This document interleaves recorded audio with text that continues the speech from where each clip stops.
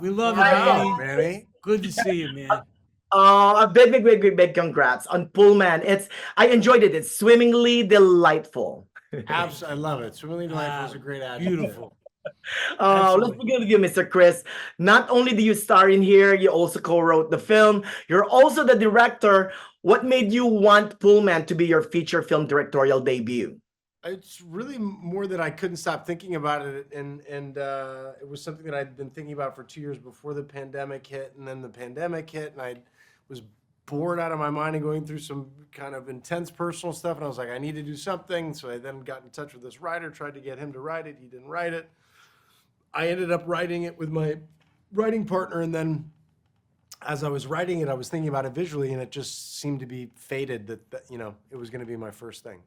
Wow, I was like, wow, didn't I just interview him for Wonder Woman? Now he's a director? But There it's you go, man.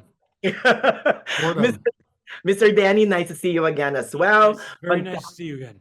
Oh, fantastic. As Jack, one of the things I love about the film is your dynamics with Chris Pine and Annette Bening. I mean, the screen lights up every time you guys are together. Yes.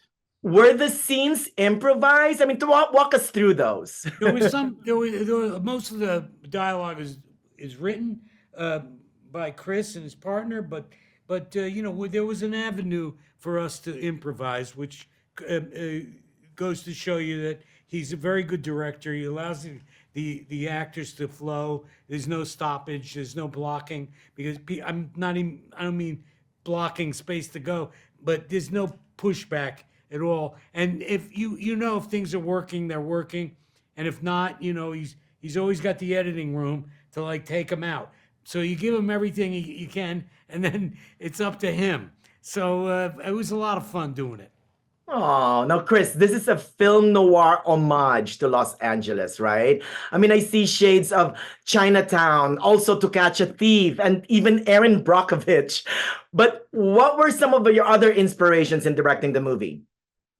Well, I think essentially at the heart of it is like kind of a coming to terms with himself, boy becoming a man, finding out about the deep trauma of his life wrapped up in a screwball comedy. So a lot of the films from the 70s were touchstones for me, Being There by Ashby or the screwball comedy What's Up Doc by Bogdanovich. Definitely the kind of family dynamics of David O. Russell and what he did and what he does really well. The character of Darren reminds me a lot of Chauncey from Being There, or what Buster Keaton made really famous, that kind of wide-eyed doe and headlight kind of thing. That was in there. Fisher King was in there. I basically filtered every movie I've ever seen through my brain and put it on paper. Well, you know what? And there's a lot of mentions of Palm Springs. I'm like, oh my God, my city. You gave my city so much love. Also, by the way, you made me Google if Los Angeles is a desert community. There you go. You know? That line was taken from Chinatown, which is the film of all films about water in Los Angeles, and that was we are actually the only film I think ever to have gotten clearance to play a clip of Chinatown. Wow. Wow. Now, Mr. Danny, Pullman arrives in theaters on Yes. on May 10th. What do Yes. you hope for viewers to get after watching the film?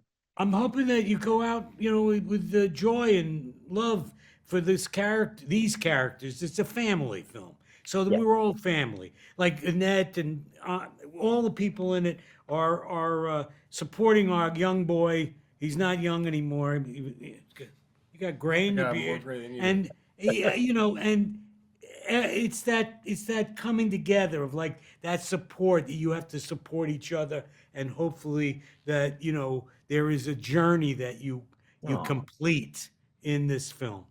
That's anything to add, Chris?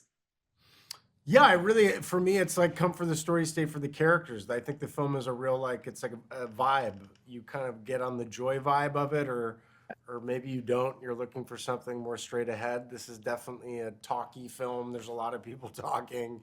There are a lot of references. There's a lot happening, but really, I think hopefully the beating heart of this film is this boy that really wants to be loved and is trying to find his community. And look, at the end of the day, it's only an hour and a half, so it goes by quick. You're absolutely correct. I wrote it down. It's like it's a stream of consciousness film. Yeah, yeah, yeah. right. It reminds me a lot of, again, for some reason, what I felt like was happening in the '70s, where you could have a lot of longitude and latitude. If you wanted to have a scene with two people talking about something that maybe necessarily didn't push the plot forward, but gave you a sense of who these humans were, then go ahead and explore it. And anyway, I think some people will really dig it, and it'll be their cup of tea. Perfect. Quickly, will you direct again? Yes, I will for sure. Oh, Yeah. a big congrats again on Poolman. In quoting the film, have an awesome aquatical day. Thank you. Nice one. Bye, guys. Nice one. Peace.